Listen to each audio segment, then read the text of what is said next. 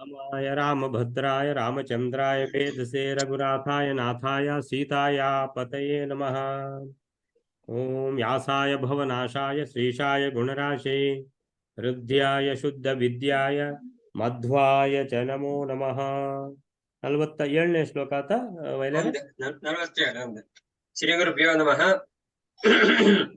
ಶಶಾಕ ನೈವಾಥ ಯದಾಭಿವೀಕ್ಷಿತುಂ ಪ್ರಸ್ಪಂದಿತುಂ ವಾ ಕುತ ಏವ ಯೋದ್ಧುಂ ಶಿವಸ್ತದಾ ದೇವಗಣಾ ಸಮಸ್ಸಶಃ ಶಶಂಸುರುಚ್ಚೈ ಜಗತೋ ಹರೇರ್ಬಲಂ. ಸಾರಿ, 47ನೇ ಶ್ಲೋಕ. ನಾವು ಹಿಂದಿನ ಶ್ಲೋಕದಲ್ಲಿ ನೋಡಿದ್ವಿ, ಶ್ರೀಮನ್ನಾರಾಯಣ ಮುಂದೆ ನಿಂತಹ ರುದ್ರನು ಶಿಲಾಮಯನಾದನು, ಜಡತ್ವ ಪ್ರಾಪ್ತಿ ಆಯ್ತು ಅವನಿಗೆ. ಈ ರೀತಿ ಜಡತ್ವ ಪ್ರಾಪ್ತಿಯಾದ ನಂತರ ರುದ್ರನು ಯಾವ ದಿಕ್ಕಿಗೂ ದಿಟ್ಟಿಸಿ ನೋಡುವುದಕ್ಕಾಗಲಿ ಅಥವಾ ಆಚೆಚೆ ಚಲಿಸುವುದಕ್ಕಾಗಲಿ ಸಮರ್ಥನಾಗಲಿಲ್ಲವಂತೆ.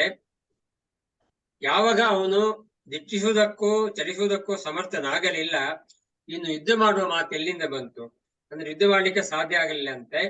ಇದನ್ನು ನೋಡಿ ಆ ಸಮಯದಲ್ಲಿ ಎಲ್ಲಾ ದೇವತೆಗಳ ಸಮೂಹಗಳು ರಮಾದಿ ಜಗತ್ತಿಗಿಂತ ಶ್ರೀಹರಿ ಬಲವನ್ನು ಉತ್ತಮವಾಗಿ ಗಟ್ಟಿಯಾಗಿ ಹೊಗಳಿದರಂತೆ. ಶಶಾಕ ನೈವಾಥ ಯದಾಭಿವೀಕ್ಷಿತುಂ ಪ್ರಸ್ಪಂದಿತುಂ ವಾ ಕುತ ಏವ ಯೋದ್ಧುಂ ಶಿವಸ್ತದಾ ದೇವಗಣಾ ಸಮಸ್ತಾಃ ಶಶಂಸುಃ ಉಚ್ಚೈಃ ಜಗತೋ ಹರೇರ್ಬಲಂ. ಏನಂತ ಹೇಳಿದ್ರೆ, ಶಿವನ ಅಂತಃಕರಣದ ಒಳಗೆ ಕೂಡ ಪ್ರೇರಕ ಯಾರು? ಭಗವಂತನೇ. ಭಗವಂತನ ಎದುರುಗಡೆ ಯಾವಾಗ ರುದ್ರದೇವರು ನಿಂತರೋ ಭಗವಂತ ಪ್ರೇರಣೆ ಕೊಡುವುದನ್ನ ನಿಲ್ಲಿಸಿದ್ರು. ಭಗವಂತ ಪ್ರೇರಣೆ ಕೊಡುವುದು ನಿಲ್ಲಿಸಿದ ಕೂಡಲೇ ರುದ್ರದೇವರಿಗೆ ನೆಕ್ಸ್ಟ್ ಚಲನೆಯೇ ಇಲ್ಲ. ಏನು? ಶಿಲೋಪಮೋ ಅಭೂತ್ ಅಂತ ಹೇಳಿದ್ರೆ ಕಲ್ಲಿನಾಗೆ ಆಗಿಬಿಟ್ರು, ಅಂದ್ರೆ ಸ್ತಬ್ಧ. ನಿಂತಲ್ಲೇ ನಿಂತಿದ್ದಾರೆ. ಆಮೇಲೆ ಏನಾಯ್ತು? ಶಶಾಕ ನೈವಾತ. ಶಶಾಕ ಅಂತ ಹೇಳಿದ್ರೆ ಶಕ್ಯತೆ ಅಂತ ಹೇಳುದಿಲ್ಲ ನಾವು, ಸಮರ್ಥನಾಗುವಂತದ್ದು. ನೈವ ಅಥ ಶಶಾಕ ಏನಂತ ಹೇಳಿದ್ರೆ ಯಾವುದಕ್ಕೂ ಸಾಮರ್ಥ್ಯವೇ ಇಲ್ಲ. ಯಾರಿಗೆ? ರುದ್ರದೇವರಿಗೆ. ಶಶಾಕ ನೈವಾತ ಯದ ಅಭಿವೀಕ್ಷಿತುಂ ಅಂತ ಹೇಳಿದ್ರೆ ಅವರಿಗೆ ಯಾರನ್ನು ನೋಡ್ಲಿಕ್ಕೂ ಆಗುದಿಲ್ಲ. ಯದ ಅಭಿವೀಕ್ಷಿತುಂ, ಯಾರನ್ನು ನೋಡ್ಲಿಕ್ಕಾಗುದಿಲ್ಲ, ಏನು ಕೇಳಲಿಕ್ಕಾಗುದಿಲ್ಲ, ಯಾವ ಇಂದ್ರಿಯಗಳು ಕೆಲಸ ಮಾಡುವುದಿಲ್ಲ ರುದ್ರದೇವರದು. ಶಶಾಕ ನೈವಾತ ಯದಾ ಅಭಿವೀಕ್ಷಿತುಂ, ಯದಾ ಯಾವಾಗದ ಸಂಗತಿ ಇದು. ಅಭಿವೀಕ್ಷಿತುಂ, ಈ ವೀಕ್ಷಣೆ ಅಂತ ಹೇಳಿದ್ರೆ ನೋಡುದು. ಅಭಿವೀಕ್ಷಿತುಂ ಅಂತ ಹೇಳಿದ್ರೆ ಏನು ನೋಡ್ಲಿಕ್ಕೂ ಆಗುದಿಲ್ಲ ಅಂತ ಹೇಳಿದ್ರೆ ಆ ಸಮಯದಲ್ಲಿ ಕಲ್ಲು ಬಂಡೆ ತರ ಆಗಿದ್ದಾರೆ, ನೋಡ್ಲಿಕ್ಕೂ ಆಗುದಿಲ್ಲ. ಶಶಾಕ ನೈವ ಅಂತ ಹೇಳಿದ್ರೆ ಸಮರ್ಥ ಇಲ್ಲ ಅವರು. ಅಥ ಪ್ರಸ್ಪಂದಿತುಂ ವಾ, ಪ್ರಸ್ಪಂದಿತುಂ, ಸ್ಪಂದನ ಅಂತ ಕನ್ನಡದಲ್ಲಿ ಹೇಳ್ತೇವೆ. ಸ್ಪಂದನ ಅಂತ ಹೇಳಿದ್ರೆ ಏನು? ಏನಾದ್ರೂ ಈಗ ನಾವು ಮುಟ್ಟಿದ್ರೆ ನೋಡುದಿಲ್ಲ ನಾವು, ಸೊ ಅಂತ ಹೇಳಿದ್ರೆ ಅದು ಆ ಸ್ಪಂದನ ಅಂತ. ಸೊ ಏನಾದ್ರೂ ಒಂದು ಹೇಳಿದ್ರೆ ಕೂಡಲೇ ನನಗೆ ಹೇಳಿದ್ದ ಅಂತ ಕೂಡಲೇ ನೋಡ್ತಾರಲ್ವಾ. ಸೊ ಇದು ಸ್ಪಂದನೆಯೇ ಇಲ್ಲ. ಏನು ಹೇಳಿದ್ರು ರುದ್ರದೇವರಿಗೆ ಏನಂತ ಹೇಳಿದ್ರೆ ಒಂದು ಕಲ್ಲಿಗೆ ಹೇಳಿದಾಗ ಆಗ್ತದೆ. ರುದ್ರದೇವರು ಹಾಗೆ ಇದ್ದಾರೆ. ಪ್ರಸ್ಪಂದಿತುಂ ಏನು ಅಲುಗಾಡಿಸ್ಲಿಕ್ಕೂ ಆಗ್ತಾ ಇಲ್ಲ ಅವರಿಗೆ, ಏನು ಚಲನೆ ಇಲ್ಲ, ಏನು ಸ್ಪಂದನೆಯೇ ಇಲ್ಲ. ಮೂಗಿಗೆ ಹತ್ತಿಟ್ರೆ ಆ ಹತ್ತಿ ಹಾಗೆ ಇರ್ತದೆ, ಅದು ಅಂದಾಡುದು ಇಲ್ಲ. ಸೊ ಪ್ರಸ್ಪಂದಿತುಂ ವಾ ಕುತಯೇವ ಯೋದ್ಧುಂ, ಈ ತರದ ಪರಿಸ್ಥಿತಿಯಲ್ಲಿ ಕುತಯೇವ ಯೋದ್ಧುಂ ಅಂದ್ರೆ ಯುದ್ಧ ಮಾಡುದು. ಅರೆ ಕುತಯೇವ ಅಂತ ಹೇಳಿದ್ರೆ ಯುದ್ಧ ಮಾಡುದು ಎಲ್ಲಿ ಮತ್ತೆ ಇನ್ನೀಗ? ಈಗ ಯಾರಿಗೆ ನೋಡ್ಲಿಕ್ಕೂ ಆಗುದಿಲ್ಲ, ಕೇಳಲಿಕ್ಕೆ ಆಗುದಿಲ್ಲ, ಕೈಕಾಲು ಹಂದಾಡಿಸ್ಲಿಕ್ಕೆ ಆಗುದಿಲ್ಲ, ಯಾವುದೇ ಸ್ಪಂದನೆ ಇಲ್ಲ, ಯಾರು ನೋಡಿದ್ರೂ ಗೊತ್ತಾಗುದಿಲ್ಲ, ಯಾರನ್ನು ನೋಡ್ಲಿಕ್ಕೆ ಅವರಿಗೆ ಆಗ್ತಾ ಇಲ್ಲ. ಇಂಥ ಸಂದರ್ಭದಲ್ಲಿ ಕುತಯೇವ ಯೋದ್ಧುಂ, ಅರೆ ಎಲ್ಲಿಂದ ಯುದ್ಧ ಮಾಡುದು? ಕುತಯೇವ ಯೋದ್ಧುಂ ಯುದ್ಧ ಮಾಡುವಂತದ್ದು ಮಾತೇ ಇಲ್ಲಲ್ಲ. ಎಲ್ಲಿಂದ ಬಿಲ್ಲನ್ನು ಎತ್ತಲಿಕ್ಕೆ ಎಲ್ಲಿಂದ ಆಗ್ತದೆ ಅವರಿಗೆ? ಕೈಯೇ ಹಂದಾಡುದಿಲ್ಲ. ಶಿವ ರುದ್ರದೇವರು ತದಾ ಆಗ ಅಂದ್ರೆ ಇಂತಹ ಪರಿಸ್ಥಿತಿಯಲ್ಲಿ ದೇವಗಣ ಸಮಸ್ತ, ಎಲ್ಲ ದೇವತೆಗಳು ನೋಡ್ತಾ ಇದ್ದಾರೆ. ಅಂದ್ರೆ ರುದ್ರದೇವರದ್ದು ಏನೂ ನಡೀತಾ ಇಲ್ಲ. ಏನು? ರುದ್ರದೇವರಿಗೂ ನಿಯಾಮಕ ಯಾರು? ಆ ಭಗವಂತ. ರುದ್ರದೇವರಿಗೂ ಪ್ರೇರಕ ಯಾರು? ಆ ಭಗವಂತ.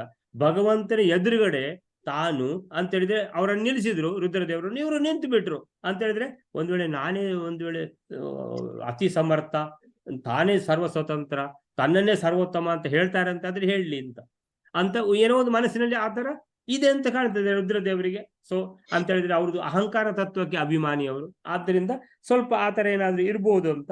ಸೊ ಆವಾಗ ಏನಾಯ್ತು ಅಂತ ಹೇಳಿದ್ರೆ, ರುದ್ರದೇವರು ಕಲ್ಲು ಬಂಡೆ ಆಗಿದ್ದಾರೆ, ಯಾವುದೇ ಸ್ಪಂದನೆ ಇಲ್ಲ, ಯಾವುದೇ ಚಲನೆ ಇಲ್ಲ, ಯುದ್ಧ ಮಾಡುವಂತ ಮಾತಿಗೆ ಇದೇ ಇಲ್ಲ, ಅಲ್ಲಿ ಪ್ರಸಂಗವೇ ಇಲ್ಲ. ಇಷ್ಟ ಆಗಿರುವಾಗ ಸುಮಾರು ಹೊತ್ತು ನೋಡಿದ್ರು ದೇವತೆಗಳು, ಅಂದ್ರೆ ಇದೇನು ಹಂದಾಡುದಿಲ್ಲ ಅಂತ ಹೇಳಿದ್ರೆ ಬಿಟ್ಬಿಟ್ರು. ಅಂತ ಹೇಳಿದ್ರೆ ಇದು ಏನು ಯಾವುದೇ ಕೆಲಸ ಈ ರುದ್ರದೇವರಿಂದ ಆಗುವಂಥದ್ದು ಇಲ್ಲ.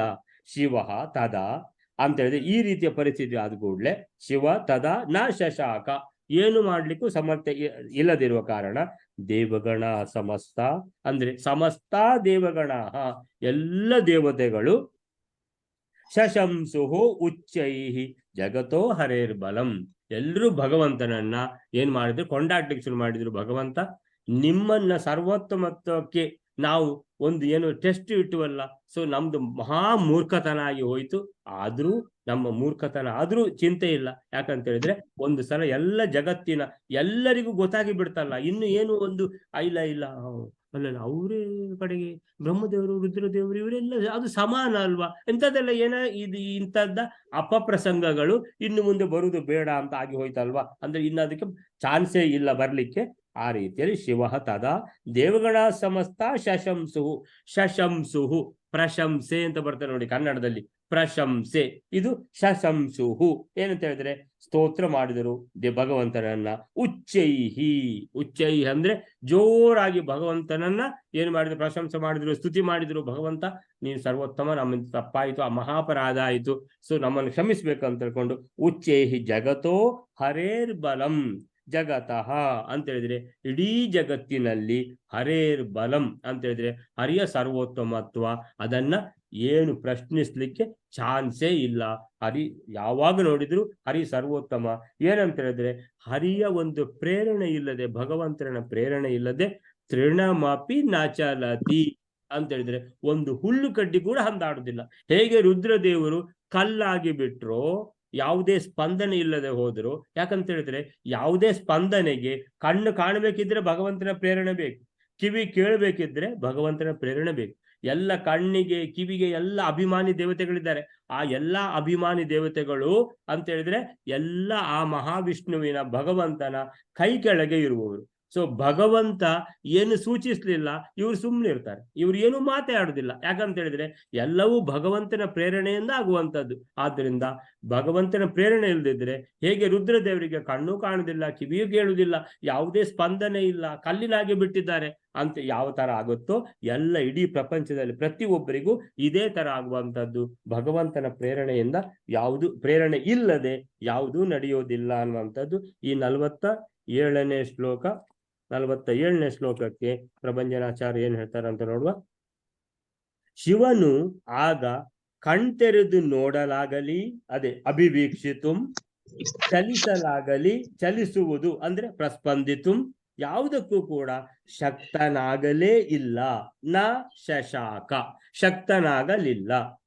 ಶಶಾಕ ಶಕ್ತನಾಗುವಂಥದ್ದು, ಸಮರ್ಥನಾಗುವಂಥದ್ದು. ನ ಶಶಾಕ ಸಮರ್ಥನಾಗಲೇ ಇಲ್ಲ. ಇನ್ನು ಯುದ್ಧ ಮಾಡುವುದು ಎಂತು ಮಾತು ಯಾವುದದು? ಕೂತ ಏವ ಯೋದ್ಧುಂ. ಆಗ ಸಮಸ್ತ ದೇವಗಣಗಳು ಶ್ರೀಹರಿಯ ಅಪಾರ ಸಾಮರ್ಥ್ಯವನ್ನು ಲೋಕಕ್ಕೆ ಬಹಳವಾಗಿ ವರ್ಣಿಸಿದವು. ಯಾವುದು? ದೇವಗಣ ಸಮಸ್ತ, ಎಲ್ಲಾ ದೇವತೆಗಳು, ಎಲ್ಲಾ ಸಮಸ್ತ ದೇವಗಣಗಳು ಶಶಂಸುಹು ಪ್ರಶಂಸಿಸಿದರು, ಭಗವಂತನ ಸ್ತುತಿಸಿದರು. ಭಗವಂತನ ಅಪಾರ ಸಾಮರ್ಥ್ಯ, ಹರೇರ್ ಬಲಂ ಅಂತ ಹೇಳಿದ್ರೆ ಭಗವಂತನ ಪೂರ್ಣ ಸ್ವಾಮಿತ್ವ, ಸರ್ವ ಸ್ವತಂತ್ರತ್ವ ಭಗವಂತನದ್ದು, ಅದನ್ನ ಏನ್ ಮಾಡಿದರು? ಸ್ತುತಿಸಿದರು. ಇದನ್ನು ಆಗ ನೋಡಿದ ಜನಗಳಿಗೆ ಮಾತ್ರ ಅಲ್ಲದೆ ಈ ಕಥೆಯನ್ನು ಶ್ರವಣ ಮಾಡಿದ ಸಕಲ ಯೋಗ್ಯರಿಗೂ ಹರಿಯ ಸರ್ವೋತ್ತಮ ಅನ್ನುವಂಥದ್ದು ನಿರ್ಣಯವಾಗುವುದರಿಂದ ದೇವತೆಗಳು ಏನ್ ಮಾಡಿದರೆ ಪೂರ್ತಿಯಾಗಿ ಸ್ತುತಿಸಿ ಇಡೀ ಜಗತ್ತಿಗೆ ತಿಳಿಸಿಕೊಟ್ರು. ಅಂತ ಹೇಳಿದ್ರೆ ಹರಿ ಸರ್ವೋತ್ತಮತ್ವವನ್ನ ಇನ್ನು ಯಾರೂ ಸಂದೇಹ ಮಾಡಬೇಡಿ ಅನ್ನುವಂಥದ್ದು. ಶ್ವೇಷಾಂ ಪೂರ್ವಮೇವ ನಿರ್ಣಯತ್ವಾತ್, ಅಂದ್ರೆ ಅವರಿಗೆ ಗೊತ್ತೇ ಇರುವಂತಹದ್ದು ಏನು ಹರಿ ಸರ್ವೋತ್ತಮ ಅಂತ. ಆದ್ರೂ ಜಗತ್ತಿನಲ್ಲಿ ಯಾರೊಬ್ಬರಿಗೂ ಏನಾದ್ರೂ ಒಂದು ಚೂರು ಸಂದೇಹ ಇದ್ರೆ ಅದು ನಿವಾರಣೆ ಆಗಲಿ. ಸೊ ನಿರ್ಣಯತ್ವಾತ್, ನಿರ್ಣಯ ಆಗಿ ಹೋಗ್ಲಿ ಇವತ್ತು ಅಂತ. ಜಗತಃ ಶಶಂಸುಹು ಇತಿ ಯುಕ್ತಂ ಇತಿ ಉಕ್ತಂ ಅಂತ ಹೇಳಿದ್ರೆ, ಯಾವಾಗ ಇಲ್ಲಿ ಈಗ ಎಲ್ಲರ ಎದುರುಗಡೆ ನಿದರ್ಶನ ದೃಷ್ಟಾಂತ ಆಗಿ ಹೋಯಿತು ಅಂತ ಹೇಳಿದ್ರೆ, ರುದ್ರದೇವರು ಕಲ್ಲಿನಾಗೆ ಮಾತೇ ಆಡುದಿಲ್ಲ, ಯಾವುದೇ ಸ್ಪಂದನೆ ಇಲ್ಲ ಅಂತ ಹೇಳಿದ್ರೆ, ಹಾಗಾದರೆ ರುದ್ರದೇವರಿಗೂ ಪ್ರೇರಕ ಆ ಭಗವಂತನೇ. ಸೊ ರುದ್ರದೇವರಾಗಲಿ, ಬ್ರಹ್ಮದೇವರಾಗ್ಲಿ, ಲಕ್ಷ್ಮೀ ದೇವಿ ಆಗಲಿ, ಯಾರೇ ಇರ್ಲಿ, ಯಾರೂ ಸಹ ಸ್ವತಂತ್ರರಿಲ್ಲ. ಸ್ವತಂತ್ರ ಭಗವಂತ ಒಬ್ಬನೇ ಅನ್ನುವಂಥದ್ದು. ಸೊ ಎತತ್ ಕಥಾಶ್ರವಣೆ ಸತಿ, ಯಾರು ಈ ಕಥೆಯನ್ನು ಶ್ರವಣ ಮಾಡುತ್ತಾರೋ, ಯೋಗ್ಯ ಸರ್ವ ಜಗತೋಪಿ ಸಂಶಯ ಪರಿಹಾರ ಅಂತ ಹೇಳಿದ್ರೆ, ಪ್ರತಿಯೊಬ್ಬರಿಗೂ ಮನಸ್ಸಿನಲ್ಲಿರುವಂತಹ ಸಂಶಯ ಪರಿಹಾರ ಆಗಿಬಿಟ್ಟು ಶಶಂಸುರಿವ ಉಚ್ಚೈಹಿ ಅಂತ ಹೇಳಿದ್ರೆ ಪರಿಹಾರ ಆಯ್ತು. ಇವತ್ತು ಹರಿಯ ಸರ್ವೋತ್ತಮತ್ವವನ್ನು ಇನ್ಯಾರೂ ಪ್ರಶ್ನಿಸುವುದಿಲ್ಲ ಅಂತ ಏನಾಯ್ತು, ಕನ್ಫರ್ಮ್ ಆಗಿ ಅವರು ಸ್ತುತಿಸಲಿಕ್ಕೆ ಶುರು ಮಾಡಿದ್ರು ಜೋರಾಗಿ. ಪ್ರತ್ಯಕ್ಷೇಣೈವ ಹರಿಬಲೋಚ್ಚತಾಯಾಹ ಅಂತ ಹೇಳಿದ್ರೆ, ಪ್ರತ್ಯಕ್ಷೇಣೈವ ದೃಷ್ಟಾಂತ, ಕಣ್ಣ ಎದುರುಗಡೆನೆ ಕಂಡದ್ದು ಇದು. ಆದ್ದರಿಂದ ಇನ್ನು ಬೇರೆ ಯಾವ ರೀತಿಯ ಯಾವ ದೃಷ್ಟಾಂತವೂ ಬೇಡ, ಇದೇ ಒಂದು ದೃಷ್ಟಾಂತ ಸಾಕು.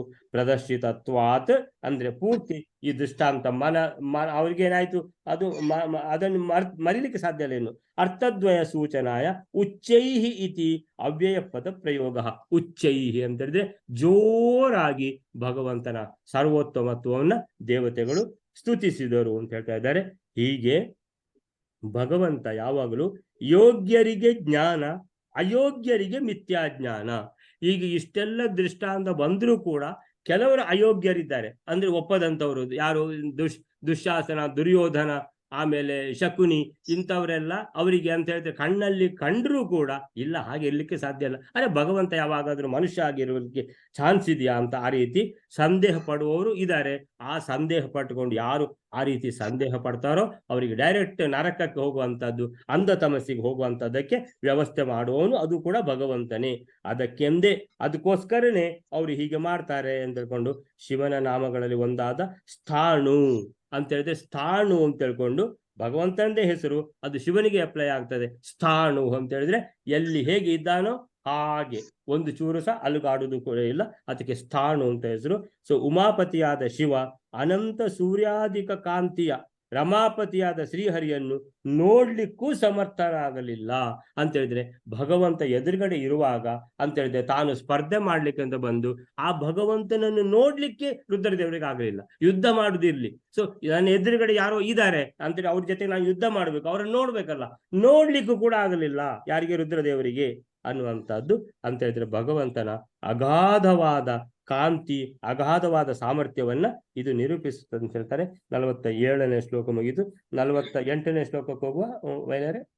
ಯದೀರಣೇನೈವ ವಿನೈಷ ಶಂಕರಃ ಶಶಾಕನ ಪ್ರಶ್ವಸಿತುಂ ಚ ಕೇವಲಂ ಕಿಮತ್ರ ವಕ್ತವ್ಯಮತೋ ಹರೇರ್ಬಲಂ ಹರಾತ್ ಪರಂ ಸರ್ವತ ಏವ ಚೇತಿ. 48ನೇ ಶ್ಲೋಕ. ಯಾವ ಶ್ರೀಹರಿಯ ಪ್ರೇರಣೆ ಇಲ್ಲದೆ ಈ ರುದ್ರನು ಕೇವಲ ಉಸಿರಾಡುವುದಕ್ಕೂ ಸಮರ್ಥನಾಗುವುದಿಲ್ಲವೋ, ಆದ ಕಾರಣ ಈ ಅವಸ್ಥೆ ಇರುತ್ತಿರಲು ಶ್ರೀಹರಿಯ ಬಲವು ರುದ್ರನಿಗಿಂತಲೂ ಸರ್ವರಿಂದಲೂ ಶ್ರೇಷ್ಠವೆಂದು ಏನು ತಾನು ಹೇಳತಕ್ಕದ್ದು ಅಂತ ದೇವತೆಗಳು ಭಗವಂತನನ್ನು ಹೊಗಳಿದರು.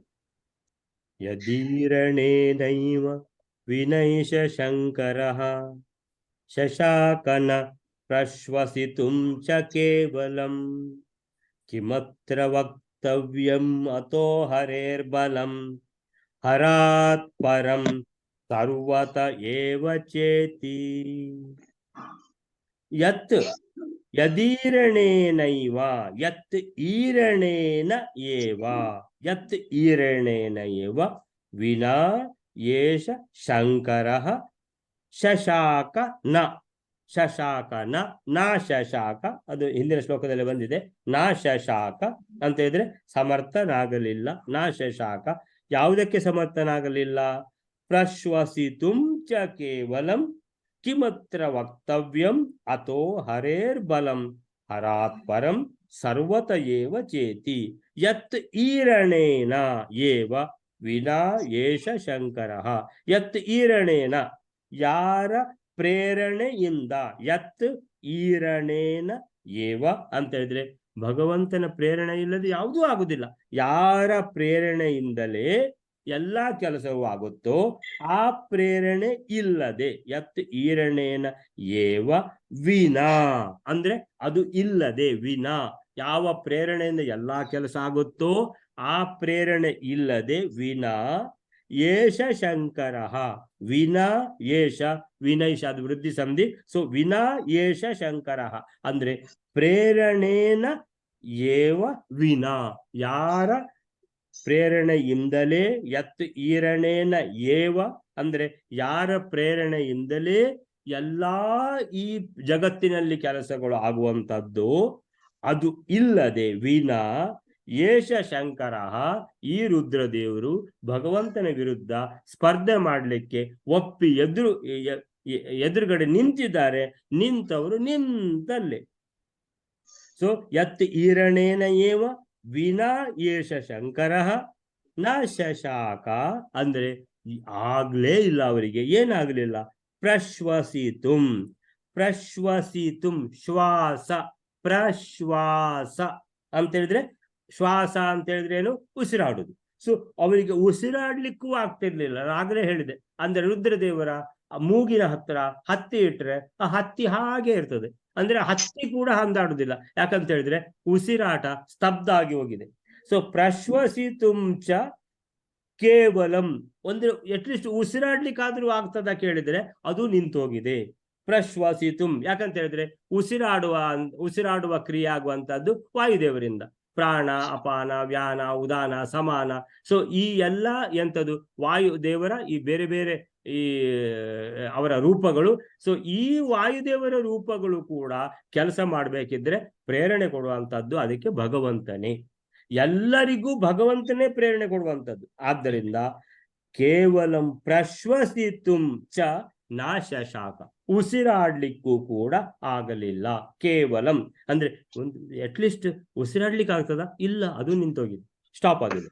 ಕೇವಲಂ ಪ್ರಶ್ವಸಿತುಂ ಚ ನಾಶಶಾಕ, ಉಸಿರಾಡ್ಲಿಕ್ಕೂ ಉಸಿರಾಟ ಕೂಡ ಇಲ್ಲ ಅಂತ ಪರಿಸ್ಥಿತಿಯಲ್ಲಿದ್ದಾರೆ ರುದ್ರದೇವರು. ಯಾಕಂತ ಹೇಳಿದ್ರೆ ಎದುರುಗಡೆ ನಿಂತಿದ್ದಾರೆ ಭಗವಂತನಿಗೆ. ನಾನು ಸ್ಪರ್ಧೆ ಮಾಡ್ತೇನೆ ಅಂತ ಹೇಳ್ಕೊಂಡು, ಸ್ಪರ್ಧೆನಾ, ಸರಿ ಸರಿ ಮಾಡಿ ಮಾಡಿ ರುದ್ರದೇವರ ಸ್ಪರ್ಧೆ ಮಾಡಿಬಿಡಿ ಇವತ್ತು ಅಂತೇಳಿ. ಸೊ ಕಿಮತ್ರ ವಕ್ತವ್ಯಂ ಅತಃ ಹರೇರ್ ಬಲಂ, ದೇವತೆಗಳು ಹೇಳ್ತಾರೆ ಕಿಮತ್ರ ವಕ್ತವ್ಯಂ, ಕಿಂ ಅತ್ರ ವಕ್ತವ್ಯಂ, ವಕ್ತುಂ, ವಕ್ತವ್ಯಂ ಅಂದ್ರೆ ಹೇಳುವಂತದ್ದು.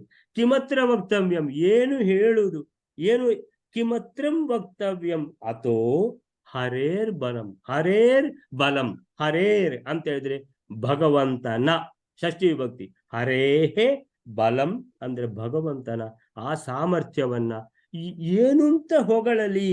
ಕಿಮತ್ರ ವಕ್ತವ್ಯಂ, ಇನ್ನೇನಾದ್ರೂ ನಿರ್ಣಯ ಆಗ್ಲಿಕ್ಕೆ ಬಾಕಿ ಇದೆಯಾ? ಇಲ್ಲ. ಇನ್ನೇನಾದ್ರೂ ಯಾರಿಗಾದ್ರೂ ಸಂದೇಹ ಇರ್ಲಿಕ್ಕೆ ಸಾಧ್ಯ ಇದೆಯಾ?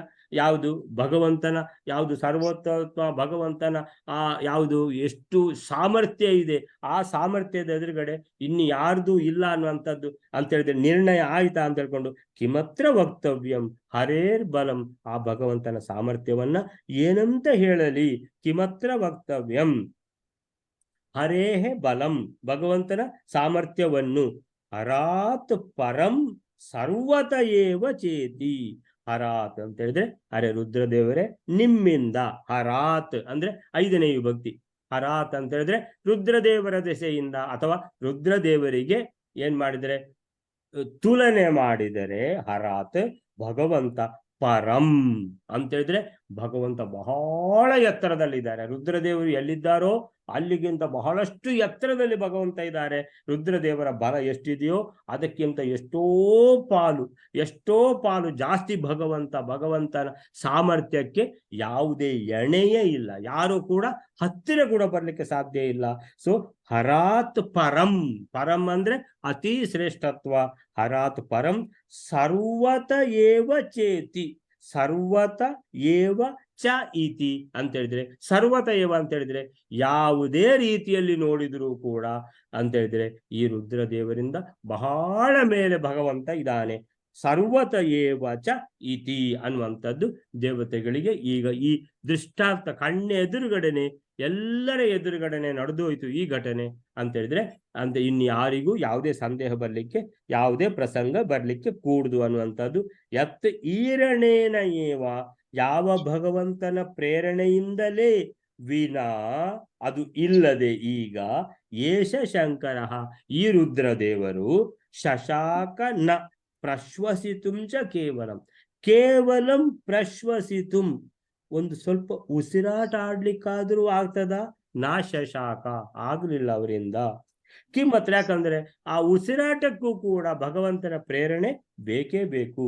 ಕಿಮತ್ರ ವಕ್ತವ್ಯಂ, ಏನು ಹೇಳಲಿ, ಅಥೋ ಹರೇರ್ ಬಲಂ, ಭಗವಂತನ ಅದ್ಭುತವಾದ ಅಗಾಧ ಸಾಮರ್ಥ್ಯದ ಎದುರುಗಡೆ ಇನ್ಯಾವುದೂ ಇಲ್ಲ ಅಂತ ಹೇಗೆ ಹೇಳಲಿ. ಕಿಮತ್ರ ವಕ್ತವ್ಯಂ ಹರಾತ್ ಪರಂ ಅಂತ ಹೇಳಿದ್ರೆ ಯಾವ ಅಜ್ಞನಿಗೂ ಕೂಡ ಪೂರ್ತಿ ಅರ್ಥ ಆಗಿ ಹೋಯಿತು ಅಂತ ಹೇಳಿದ್ರೆ ಭಗವಂತನ ಎದುರು ನಿಲ್ಲಲಿಕ್ಕೆ ಕೂಡ ಯಾರಿಗೂ ಯೋಗ್ಯತೆ ಇಲ್ಲ ಅಂತ ಹೇಳಿದ್ರೆ, ಭಗವಂತನ ಎದುರು ತಾನು ಸ್ಪರ್ಧೆ ಮಾಡ್ತೇನೆ ಅಂತ ಹೇಳಿದ್ರೆ, ಅರೆ ಸ್ಪರ್ಧೆ, ಎಂತ ಸ್ಪರ್ಧೆ ಅಂತ ಹೇಳಿದ್ರೆ, ನಿಲ್ಬೇಕಿದ್ರೆ ಭಗವಂತನ ಪ್ರೇರಣೆ ಬೇಕು, ಉಸಿರಾಡ್ಬೇಕಿದ್ರೆ ಭಗವಂತನ ಪ್ರೇರಣೆ ಬೇಕು, ಏನಾದ್ರೂ ಕೇಳಬೇಕಿದ್ರೆ ಭಗವಂತನ ಕೈ ಹಂದಾಡಿಸ್ಬೇಕಿದ್ರೆ ಭಗವಂತನ ಪ್ರೇರಣೆ ಬೇಕು. ಮತ್ತೆ ಇನ್ನಿಲ್ಲಿ ಏನು ಯುದ್ಧ ಮಾಡುದು, ಏನು ಸ್ಪರ್ಧೆ ಮಾಡುದು ಅನ್ನುವಂಥದ್ದು ಕಿಮತ್ರ ವಕ್ತವ್ಯಂ ಅಂತ ಹೇಳ್ತಾ ಇದ್ದಾರೆ. ಇದಕ್ಕೆ ಈ ಶ್ಲೋಕಕ್ಕೆ 48ನೇ ಶ್ಲೋಕಕ್ಕೆ ಏನ್ ಹೇಳ್ತಾರೆ ಅಂತ ಹೇಳಿದ್ರೆ, ಶಂಕರನು ಶ್ರೀಹರಿಯ ಪ್ರೇರಣೆ ಇಲ್ಲವಾದಾಗ, ಯತ್ ಈರಣೇನ ಏವ ವಿನಾ, ಇಲ್ಲದಿದ್ದಾಗ ಪ್ರೇರಣೆ, ಕೇವಲ ಉಸಿರಾಡಲು ಸಹ ಶಕ್ತನಾಗಲಿಲ್ಲ. ಕೇವಲಂ ಪ್ರಶ್ವಸಿತುಂ, ಶ್ವಾಸ ಪ್ರಶ್ವಸಿತುಂ ಅಂದ್ರೆ ಏನು, ಉಸಿರಾಡ್ಲಿಕ್ಕೂ ಕೂಡ ನಾ ಶಶಾಕ, ಅವರಿಂದ ಆಗಲಿಲ್ಲ.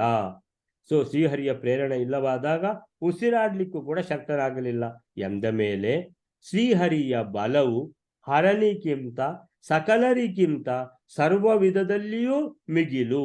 ಶ್ರೀಹರಿಯ ಬಲವು, ಹರೇರ್ ಬಲಂ, ಹರನಿಗಿಂತ ಹರಾತ್, ಸಕಲರಿಗಿಂತ ಅಂತ ಹೇಳಿದ್ರೆ ಸರ್ವತಃ ಅಂತ ಹೇಳಿದ್ರೆ ಎಲ್ಲಾ ರೀತಿಯಲ್ಲಿ ನೋಡಿದರೂ ಕೂಡ ಸರ್ವ ರೀತಿಯಲ್ಲಿಯೂ ಮಿಗಿಲು.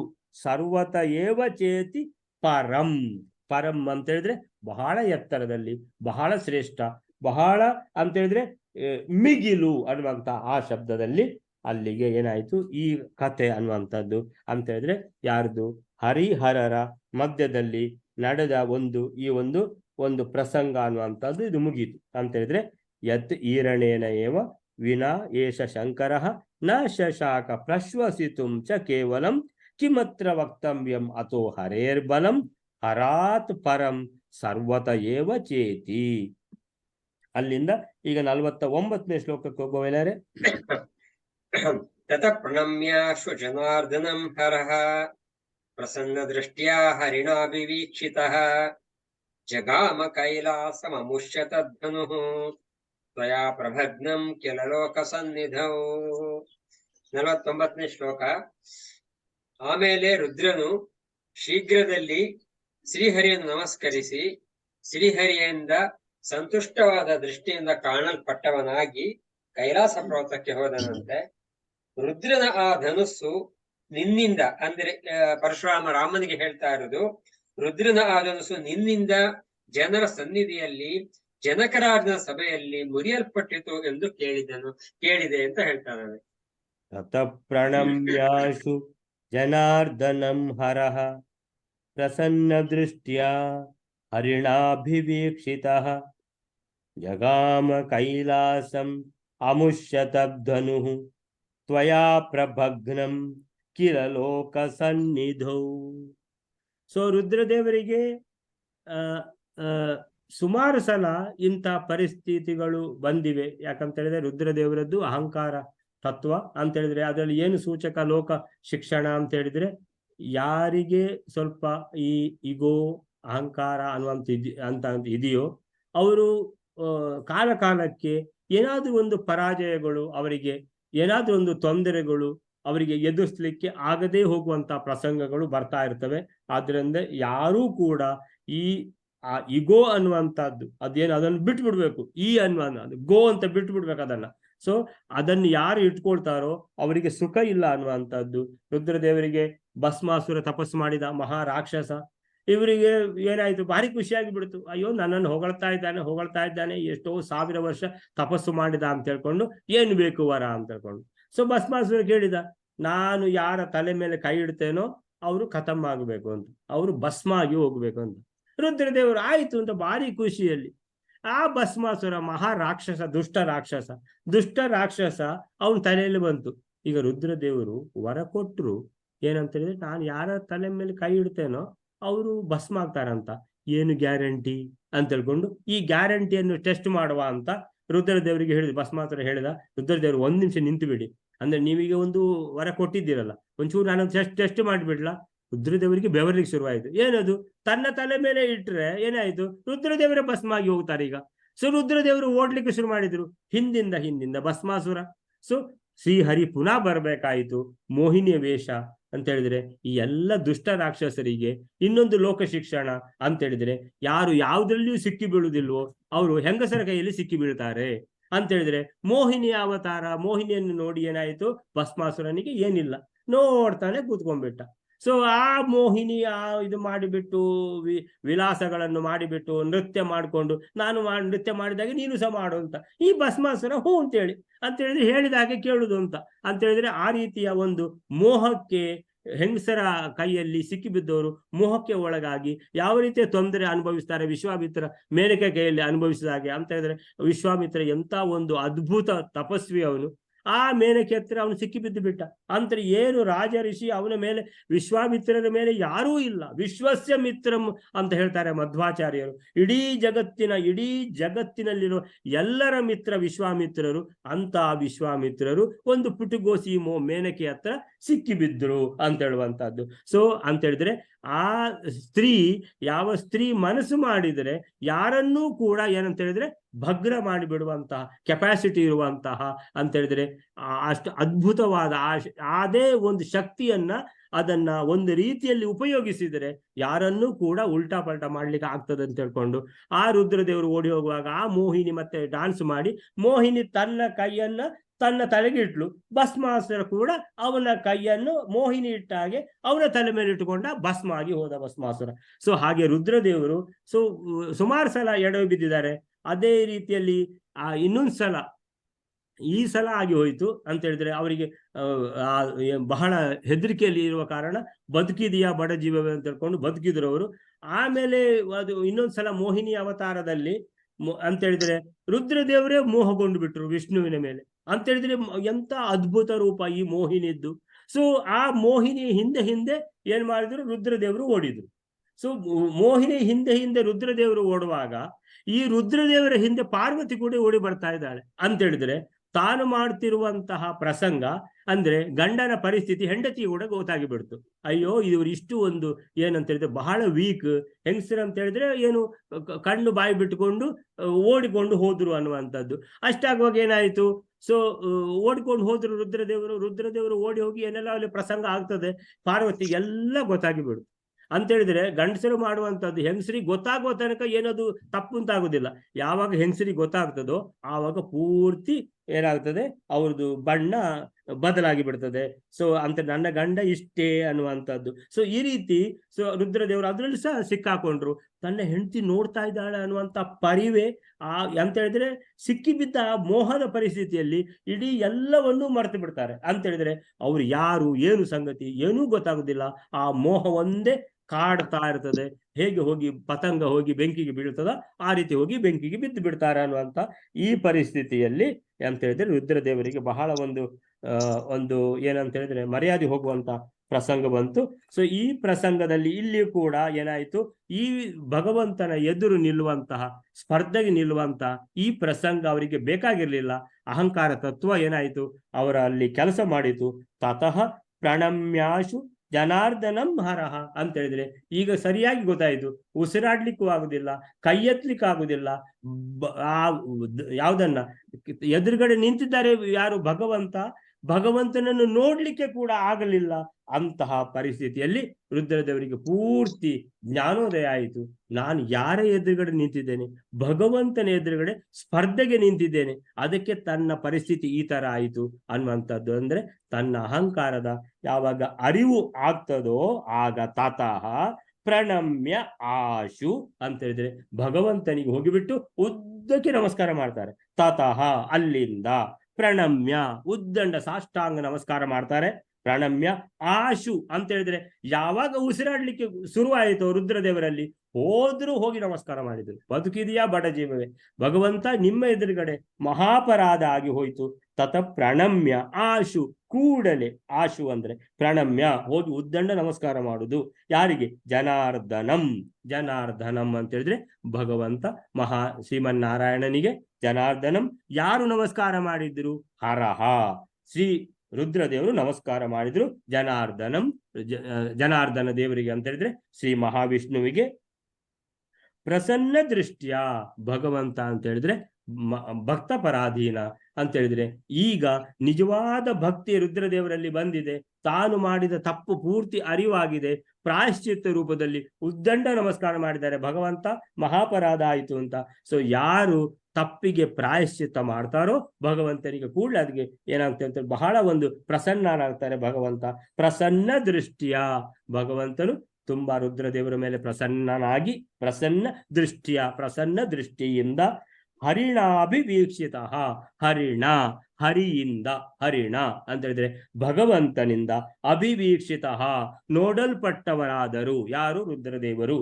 ಸೊ ಭಗವಂತನಿಂದ ಹರಿಣ ಅಭಿವೀಕ್ಷಿತ ಅಂತ ಹೇಳಿದ್ರೆ ಬಹಳ ಅಂತ ಹೇಳಿದ್ರೆ ಭಗವಂತ ಪ್ರಸನ್ನ ದೃಷ್ಟಿಯಿಂದ ರುದ್ರದೇವರನ್ನು ನೋಡಿದ್ದು. ರುದ್ರದೇವರ ಎಲ್ಲ ಅಂಗಾಂಗಗಳು ಕೆಲಸ ಮಾಡ್ತಾ ಇವೆ. ರುದ್ರದೇವರಿಗೆ ಪೂರ್ತಿ ಅರಿವಾಗಿದೆ ಅಂತ ಹೇಳಿದ್ರೆ ಭಗವಂತನ ಈ ಅಗಾಧ ಸಾಮರ್ಥ್ಯ. ಸೊ ಭಗವಂತನಿಂದ ಪ್ರಸನ್ನ ದೃಷ್ಟಿ ರುದ್ರದೇವರ ಮೇಲೆ ಯಾವಾಗ ಹರಿಯಿತೋ ಆ ರುದ್ರದೇವರು ಈಗ ಅದ್ಭುತ ಸಾಮರ್ಥ್ಯ ಬಂದಿದೆ ಈಗ.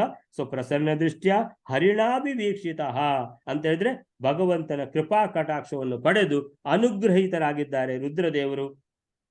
ಹರಿಣ ಅಭಿವೀಕ್ಷಿತ ನೋಡಲ್ಪಟ್ಟವರು. ನೋಡುದಂದ್ರೆ ಇದು ಭಗವಂತನಿಂದ ನೋಡಲ್ಪಡುವಂಥದ್ದು. ಭಗವಂತನಿಂದ ನೋಡಲ್ಪಡುವಂಥದ್ದು ಅಂತ ಹೇಳಿದ್ರೆ ಭಗವಂತನಿಗೆ ರುದ್ರದೇವರು ಸ್ಪರ್ಧೆ ಮಾಡಿದ್ರು, ಎಲ್ಲ ಮರ್ತು ಹೋಯ್ತು ಅಂತ ಹೇಳಿದ್ದಾರೆ. ರುದ್ರದೇವರು ಯಾವಾಗ ಪ್ರಾಯಶ್ಚಿತ್ತ ಮಾಡಿ ಸಾಷ್ಟಾಂಗ ನಮಸ್ಕಾರ ಮಾಡಿದ್ರು ಎಲ್ಲ ಮರೆತು ಬಿಟ್ರು. ಭಗವಂತ ಮರೆತು ಬಿಟ್ಟು ಪ್ರಸನ್ನ ದೃಷ್ಟಿಯಿಂದ ರುದ್ರದೇವರನ್ನು ನೋಡಿದ್ರು. ಅಂದ್ರೆ ಅಭಿವೀಕ್ಷಿತ ಅಂದ್ರೆ ಇದು ಭಗವಂತನ ದೃಷ್ಟಿ ಇದು. ಆದ್ರಿಂದ ಅಭಿವೀಕ್ಷಿತ ಅನುಗ್ರಹ ದಿಂದ ಕೂಡಿದ ಕೃಪಾ ಕಟಾಕ್ಷ ಇದು. ಜಗಾಮ ಕೈಲಾಸಂ. ಇಷ್ಟು ನಮ್ಮ ಭಗವಂತನಿಂದ ಯಾವಾಗ ಪ್ರಸನ್ನ ದೃಷ್ಟಿ ಸಿಕ್ಕಿತೋ ಇನ್ನು ಏನೂ ಮಾತಾಡಬಾರದು. ಯಾಕಂತ ಹೇಳಿದ್ರೆ ಭಗವಂತನ ಪ್ರಸನ್ನ ದೃಷ್ಟಿ ಅನ್ನುವಂಥದ್ದು ಅದು ಸಿಕ್ಕುವಂಥದ್ದು ಬಹಳ ಅದು ದುರ್ಲಭ. ಅದೀಗ ಸಿಕ್ಕಿಬಿಟ್ಟಿದೆ. ಭಗವಂತನಿಗೆ ಬಹಳ ಪ್ರಸನ್ನ ಆಗಿದ್ದಾರೆ. ನಾನು ಉದ್ದಂಡ ನಮಸ್ಕಾರ ಮಾಡಿದ್ದೇನೆ, ಪ್ರಾಯಶ್ಚಿತ್ತ ಮಾಡ್ಕೊಂಡಿದ್ದೇನೆ, ನನಗೆ ಮನಸ್ಸಿನಲ್ಲಿ ಪೂರ್ತಿ ಅರ್ಥ ಆಗಿದೆ. ನನಗೆ ಅರ್ಥ ಆಗಿದ್ದು ಭಗವಂತನಿಗೆ ಗೊತ್ತಾಗಿದೆ ಅಂತ ಹೇಳಿದ್ರೆ ಈ ರುದ್ರದೇವರಿಗೆ ಪೂರ್ತಿ ಅರ್ಥ ಆಯಿತು ಅಂತ. ಆದ್ದರಿಂದ ಇನ್ನು ಇಲ್ಲಿ ನಿಲ್ಬಾರದು ಅಂತ ಹೇಳಿದ್ರೆ ಭಗವಂತ ಪ್ರಸನ್ನ ಇರುವಾಗಲೇ ಬೇಗ ಜಾರಬೇಕಂತ ಜಗಾಮ ಕೈಲಾಸಂ, ಕೈಲಾಸಕ್ಕೆ ಹೊರಟೋಗಿಬಿಟ್ರು. ಜಗಾಮ ಕೈಲಾಸಂ ಅಮುಷ್ಯ ತದ್ಧನು ಅಂತ ಹೇಳಿದ್ರೆ ಅಮುಷ್ಯ ಆ ಯಾವುದು ಶಿವಧನುಸ್ಸು, ತತ್ ಧನು ಅಂದ್ರೆ ಆ ಶಿವಧನುಸ್ಸನ್ನು ತ್ವಯಾ ಪ್ರಪಗ್ನಂ. ಆವಾಗ ಯಾವ ಧನುಸ್ಸು ಅಂದ್ರೆ ಯಾವ್ದು ಪಿನಾಕಿ ಹತ್ರ ಇದ್ವ ಆ ಶಿವದ ಹತ್ರ ರುದ್ರದೇವರ ಹತ್ರ ಯಾವ ಧನುಸ್ಸಿತ್ತೋ ಶಿವಧನುಸ್ಸು ತತ್ ಧನು ಅದನ್ನ ತ್ವಯಾ ಪ್ರಪಗ್ನಂ. ಪರಶುರಾಮ ಹೇಳ್ತಾ ಇದ್ದಾರೆ ಶ್ರೀರಾಮಚಂದ್ರನಿಗೆ ಅಂತ ಹೇಳಿದ್ರೆ ಪರಶುರಾಮ ಇದೆಲ್ಲ ಕತೆ ಹೇಳುವಂತಹದ್ದು ಶ್ರೀರಾಮಚಂದ್ರನಿಗೆ ಅಂತ ಹೇಳಿದ್ರೆ ಶ್ರೀರಾಮಚಂದ್ರ ಮತ್ತು ಪರಶುರಾಮ ಸ್ಪರ್ಧೆಗೆ ಅಂತ ಹೇಳಿದ್ರೆ ಶ್ರೀರಾಮಚಂದ್ರ ಏನು ಸ್ಪರ್ಧೆಗೆ ಹೋಗಲಿಲ್ಲ. ಪರಶುರಾಮ ಶ್ರೀರಾಮಚಂದ್ರನ ಕರೆದು ನನ್ನ ಜೊತೆಗೆ ಸ್ಪರ್ಧೆ ನೀನು ಮಾಡಬೇಕು ಅಂತ ಅಂದ್ರೆ ಪರಶುರಾಮ ಹೇಳುವಾಗ ಅಂದ್ರೆ ಪರಶುರಾಮ ದೇವರು ಹೇಳುವಾಗ ಯಾರಾದ್ರೂ ಆಗುದಿಲ್ಲ ಅಂತ ಹೇಳಿಕ್ ಆಗುದಿಲ್ಲ. ಎಲ್ಲರ ಮನಸ್ಸಿನಲ್ಲಿ ಏನು ಶ್ರೀರಾಮಚಂದ್ರ ಅಂದ್ರೆ ದಶರಥನ ಮಗ ಅಂತ ಅಷ್ಟೇ ಗೊತ್ತಿರುವುದು ವಿನಃ ಇನ್ನೇನೂ ಗೊತ್ತಿಲ್ಲ. ಶ್ರೀರಾಮಚಂದ್ರ ಕೂಡ ಭಗವಂತನದ್ದೇ ರೂಪ. ಈ ಪರಶುರಾಮ ಒಂದು ರೂಪ ಆದರೆ ಶ್ರೀರಾಮಚಂದ್ರ ಅನ್ನುವಂಥದ್ದು ಎರಡನೇ ರೂಪ. ಇನ್ನೂ ಜನರಿಗೆ ಗೊತ್ತಿಲ್ಲ. ಸೊ ಅದು ಗೊತ್ತಾಗ್ಬೇಕಂತೇಳಿಯೇ ಪರಶುರಾಮ ತನ್ನ ಎದುರುಗಡೆ ಸ್ಪರ್ಧೆ ಮಾಡ್ಬೇಕಂತ ಶ್ರೀರಾಮಚಂದ್ರ ದೇವರನ್ನ ಕರೆದಿರುವಂತಹದ್ದು. ಅಲ್ಲಿಗೆ ಏನಾಯ್ತು ಅಂತ ಹೇಳಿದ್ರೆ ಪರಶುರಾಮ ಹೇಳ್ತಾರೆ, ಈಗ ನೀನು ಅಲ್ಲಿ ಸೀತಾ ಸ್ವಯಂವರದಲ್ಲಿ ಒಂದು ಧನುಸ್ಸನ್ನು ಮುರಿದು ಬಂದಿದ್ಯಲ್ಲ ಶ್ರೀರಾಮಚಂದ್ರ, ಹೌದು, ಅದೇ ಧನುಸ್ಸಿದ್ದ ಕತೆ ನಾನೀಗ ನಿನ್ಗೆ ಹೇಳಿರೋದು. ಯಾರ್ದದು? ರುದ್ರದೇವರದ್ದು. ಆ ರುದ್ರದೇವರು ಆ ನಾರಾಯಣನ ಹತ್ರ ಅಂತ ಹೇಳಿದ್ರೆ ನಮ್ಮದೇ ರೂಪ, ನಾವಿಬ್ರು ನಾರಾಯಣದೇ ರೂಪ ತಾನೆ. ಸೊ ನಮ್ಮ ವಿರುದ್ಧ ಸ್ಪರ್ಧೆ ಮಾಡಿ ಅಂತ ಹೇಳಿದ್ರೆ ಈ ರೀತಿ ನಾಚಿಕೆ ಪಟ್ಟುಕೊಂಡು ಹೋಗುವಂತ, ಕೈಲಾಸಕ್ಕೆ ಓಡಿ ಹೋಗುವಂತ ಪ್ರಸಂಗ ಅವರಿಗೆ ಬಂತು. ಆ ಧನುಸ್ಸು ಯಾವುದು ಶಿವಧನುಸ್ಸು ಇದೆ, ಅದನ್ನೇ ಈಗ ನೀನು ಸೀತಾ ಸ್ವಯಂವರದಲ್ಲಿ ಮುರಿದದ್ದು. ಅದೇ ಧನುಸ್ಸನ್ನ ಜನಕ ಮಹಾರಾಜನಿಗೆ ಅಂದ್ರೆ ಜನಕ ಮಹಾರಾಜನ ತಪಸ್ಸಿಗೆ ಮೆಚ್ಚಿಬಿಟ್ಟು ಅದನ್ನ ರುದ್ರದೇವರು ಕೊಟ್ಟಿರುವಂತದ್ದು. ಆ ಧನುಸ್ಸನ್ನ ಇವತ್ತು ನೀನು ಭಗ್ನ ಮಾಡಿದಿ. ಜಗಾಮ ಕೈಲಾಸಂ ಅಮುಷ ತದ್ ಧನು, ಅದೇ ಧನು ತ್ವಯಾ ಪ್ರಭಗ್ನಂ, ನಿನ್ನಿಂದ ಅದು ಇವತ್ತು ಭಗ್ನ ಆಯಿತು. ತ್ವಯಾ ಪ್ರಭಗ್ನಂ ಕಿಲ ಲೋಕ ಸನ್ನಿಧೌ. ಕಿಲ ಅಂತಾರೆ ಮಧ್ವಾಚಾರ್ಯರು ಕೂಡ. ಅದೇ ಧನುಸ್ಸು ಮಾರಾಯ ಇವತ್ತು ನೀನು ಮುರಿದಾಕಿದ್ದು. ಕಿಲ ಅಂದ್ರೆ ಹಾಗೆ ಅಂತ ಹೇಳಿದ್ರೆ ಆ ಧನುಸ್ಸನ್ನು ಕೂಡ ಇವತ್ತು ನೀನು ಮುರಿದಾಕಿ ಬಿಟ್ಟೆ ಅಂತ. ಅಂದ್ರೆ ಆ ರೀತಿಯಲ್ಲಿ ಒಂದು ಲೈಟ್ ಆದ ಒಂದು ಪ್ರಸಂಗ ಅದು. ತ್ವಯಾ ಪ್ರಭಗ್ನಂ, ನೀನು ಅದನ್ನು ಮುರಿದಾಕಿ ಬಿಡುದಾ ಅಂತ. ಕಿಲ ಅಂದ್ರೆ ಏನು ಅಂತ ಹೇಳಿದ್ರೆ ಜನಕ ಮಹಾರಾಜರು ಸ್ವಯಂವರ ಇಟ್ಟದೆಂತದ್ದು, ಅದನ್ನು ಎತ್ತಿ ಬಿಟ್ಟು ಹೆದೆ ಏರಿಸ್ಬೇಕಂತ. ನೀನೆಂತದ್ದು ಮಾಡಿದಿ ಮಾರಾಯ, ನೀ ಅದನ್ನು ಮುರಿದು ಹಾಕಿ ಬಿಡುದಾ ಅಂತ. ಕಿಲ ಅಂದ್ರೆ ತ್ವಯಾ ಪ್ರಭಗ್ನಂ ಕಿಲ, ನೀನು ಅದನ್ನು ಮುರಿದು ಹಾಕುದಾ? ಎಂತ ಕತೆ. ಲೋಕ ಸನ್ನಿಧೌ ಅಂದ್ರೆ ಎಲ್ರೂ ನೋಡ್ತಾ ಇರುವ ಹಾಗೆ. ಲೋಕ ಅಂದ್ರೆ ಇಡೀ ಲೋಕ, ಎಲ್ಲಾ ಜನರು ಅವರ ಎದುರುಗಡೆ. ಸನ್ನಿಧೌ ಎಲ್ಲರ ಎದುರುಗಡೆನೆ ಅದನ್ನು ನೀನು ಮುರಿದಾಕಿ ಬಿಟ್ಟದ ಇವತ್ತು. ಎಂತ ಕತೆ ಮಾಡಿದಿ ನೀನು ಅಂತ ತಿಳ್ಕೊಂಡು ಹೇಳ್ತಾ ಇದ್ದಾರೆ ಪರಶುರಾಮ. ಸೊ ಈ 49ನೇ ಶ್ಲೋಕಕ್ಕೆ ಏನ್ ಹೇಳ್ತಾರೆ ಅಂತ ಹೇಳಿದ್ರೆ, ಬಳಿಕ ಹರನು ತತಃ, ಅಲ್ಲಿಂದ ಹರನು ಅಂದ್ರೆ ಹರಹ, ಆಶು ಕೂಡಲೇ, ಜನಾರ್ದನಂ ಪ್ರಣಮ್ಯ, ಜನಾರ್ದನಂ ಅಂತ ಹೇಳಿದ್ರೆ ಶ್ರೀಮನ್ನಾರಾಯಣನನ್ನು ವಂದಿಸಿದ. ಪ್ರಣಮ್ಯ ವಂದಿಸಿದ ಅಂತ ಹೇಳಿದ್ರೆ ಉದ್ದಂಡಕ್ಕೆ ಸಾಷ್ಟಾಂಗ ನಮಸ್ಕಾರ ಮಾಡಿದ. ಹರಿ ಅವನನ್ನು ಅಂತ ಹೇಳಿದ್ರೆ ಯಾವಾಗ ರುದ್ರದೇವರು ಪ್ರಾಯಶ್ಚಿತ್ತ ಮಾಡಿಕೊಂಡ್ರೋ, ರುದ್ರದೇವರ ಮನಸ್ಸು ಯಾವಾಗ ಸ್ವಚ್ಛ ಆಯಿತೋ, ಆಗ ಭಗವಂತನು ಪ್ರಸನ್ನ ದೃಷ್ಟಿಯ ತನ್ನ ಪೂರ್ಣ ಅನುಗ್ರಹ ತುಂಬಿದ ದೃಷ್ಟಿಯನ್ನು ಒಮ್ಮೆ ಆ ರುದ್ರದೇವರ ಮೇಲೆ ಬೀರಿದರು. ಆ ದೃಷ್ಟಿಯಿಂದ ಅನುಗ್ರಹಿಸಲ್ಪಟ್ಟರು ಯಾರು? ರುದ್ರದೇವರು. ಅಭಿವೀಕ್ಷಿತ, ಭಗವಂತನಿಂದ ನೋಡಲ್ಪಟ್ಟು ಅನುಗ್ರಹಿತರಾದರು. ಅಲ್ಲಿಂದ ಜಗಾಮ ಕೈಲಾಸಂ, ಅಲ್ಲಿಂದ ಹರನು ಅಲ್ಲಿಂದ ಕೈಲಾಸಕ್ಕೆ ತೆರಳಿದ ಅಂತ ಹೇಳಿದ್ರೆ ರುದ್ರದೇವರು ಕೈಲಾಸಕ್ಕೆ ಹೋದರು. ಅಲ್ಲಿಂದ ನೀನು ಶ್ರೀರಾಮ ಅಂತ ಹೇಳಿದ್ರೆ ಪರಶುರಾಮ ಹೇಳುದು, ಎಲ್ಲ ಜನರ ಎದುರು ಲೋಕ ಸನ್ನಿಧವು ಮುರಿದು ಹಾಕಿ ಬಿಟ್ಟಿಯಲ್ಲ ಆ ಶಿವಧನುಸ್ಸನ್ನೇ. ಎಂತದಪ್ಪ ನೀನು? ತ್ವಯಾ ಪ್ರಭಗ್ನಂ ಕಿಲ, ಅದನ್ನ ನೀನು ಮುರಿದು ಹಾಕುದ ನೀನು? ಏನ್ ಕತೆ ಅಂತ ಹೇಳಿದ್ರೆ ಅದರ ಅರ್ಥ ಏನಂತ ಹೇಳಿದ್ರೆ, ಪರಶುರಾಮ ಆ ರೀತಿ ಹೇಳುವಾಗ ನೀನು ಅದನ್ನು ಮುರಿದು ಹಾಕುದಾ ಅಂತ ಹೇಳಿದ್ರೆ, ಅಲ್ಲ ಜನರಿಗೆ ನೋಡುವವರಿಗೆಲ್ಲ ಏನಂತ ಹೇಳಿದ್ರೆ, ಹಾಗಾದ್ರೆ ಶ್ರೀರಾಮಚಂದ್ರನಿಗೆ ಅಷ್ಟೊಂದು ಸಾಮರ್ಥ್ಯ ಇದೆ ಮುರಿದು ಹಾಕಿ ಬಿಡುವಂಥದ್ದು ಅಂತ ಹೇಳಿದ್ರೆ, ಅದನ್ನು ಎತ್ತಿ ಹೆದೆ ಏರಿಸುವಾಗ ಹಗ್ಗ ಕಟ್ಟುವಾಗ ಅದನ್ನ ಯಾವುದಕ್ಕೆ ಬಿಲ್ಲಿಗೆ, ಆ ವೇಗಕ್ಕೆ ಅದು ಮುರಿದೇ ಹೋಯಿತು ಅಂತ ಹೇಳಿದ್ರೆ, ಅಂದ್ರೆ ಜನರಿಗೆ ಗೊತ್ತಾಗಲಿ ಶ್ರೀರಾಮಚಂದ್ರ ಅಂದ್ರೆ ಸಾಮಾನ್ಯ ಅಲ್ಲ, ಆ ಹಗ್ಗ ಕಟ್ಟುವಾಗಲೇ ಅದು ಶಿವಧನುಸ್ಸು ಮುರಿದು ಹೋಗಿದೆ ಅಂತ ಹೇಳಿದ್ರೆ, ಶಿವಧನುಸ್ಸೇ ಆದ್ರೆ ಎಷ್ಟು ಸಾಮರ್ಥ್ಯ ಉಂಟು, ಅದು ಅಷ್ಟು ಉಂಟು. ಆದ್ರೆ ಭಗವಂತನ ಸಾಮರ್ಥ್ಯ, ಶ್ರೀರಾಮಚಂದ್ರನ ಸಾಮರ್ಥ್ಯ ಅದ್ಭುತ. ಆದ್ರಿಂದ ಅಪರಿಮಿತ ಸಾಮರ್ಥ್ಯ, ನಿರವಧಿಕ ಸಾಮರ್ಥ್ಯ ಅಂತ ಹೇಳ್ತಾರೆ. ನಿರವಧಿಕ ಅಂತ ಹೇಳಿದ್ರೆ ಅದಕ್ಕೆ ಎಣೆಯೇ ಇಲ್ಲ. ಅದಕ್ಕೆ ಎಷ್ಟು ಅಂದ್ರೆ ಸಾಮರ್ಥ್ಯ ಅಂದ್ರೆ ಎಷ್ಟು horse power, unlimited horse power ಇದು ಅಂತ ಹೇಳಿದ್ರೆ ಅಂತಹ ಸಾಮರ್ಥ್ಯ. ಆದ್ರಿಂದ ಆ ಶಿವಧನುಸ್ಸನ್ನು ನೀನು ಮುರಿದು ಹಾಕಿಬಿಟ್ಟೆ ಅಂದ್ರೆ ಜನರಿಗೆ ಅರ್ಥ ಆಗಲಿ ಶ್ರೀರಾಮಚಂದ್ರ ಅಂತ ಕಾಲಿ ದಶರಥನ ಮಗ, ಆ ಕೋಸಲ ದೇಶದ ಏನು ಯುವರಾಜ ಅಂತ ಅಷ್ಟೇ ತಿಳ್ಕೊಬೇಡಿ. ನೀವು ಯಾರನ್ನು ನೋಡ್ತಾ ಇದ್ದೀರೋ ಶ್ರೀರಾಮಚಂದ್ರ ಭಗವಂತನದ್ದೇ ಇನ್ನೊಂದು ರೂಪ. ಹೇಗೆ ಪರಶುರಾಮ ನಾನು, ಹಾಗೆಯೇ ಶ್ರೀರಾಮಚಂದ್ರ ಅಂತ ಜನರಿಗೆ ಗೊತ್ತಾಗಲಿ ಅನ್ನುವಂಥದ್ದನ್ನ ಅಲ್ಲಿ ಹೇಳ್ತಾ ಇದ್ದಾರೆ. ಅಲ್ಲಿಗೆ ಇವತ್ತಿನ ಈ 3 ಶ್ಲೋಕಗಳನ್ನ ಮುಗಿಸೋಣ. ಶ್ರೀಕೃಷ್ಣ ಅರ್ಪಣ ಮಸ್ತು.